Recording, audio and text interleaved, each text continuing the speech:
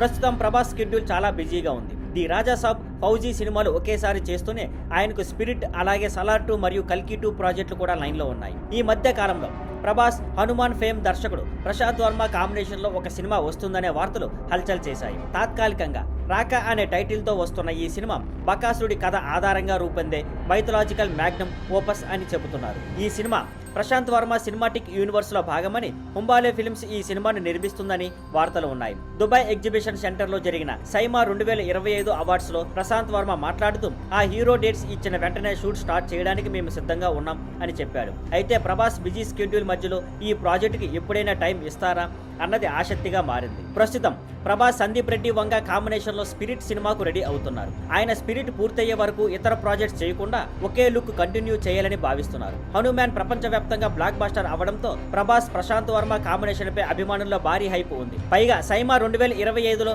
ప్రశాంత్ వర్మకు best director award రావడంతో ఈ కాంబో మరింత హంగామా పెరిగింది. Thank you for watching.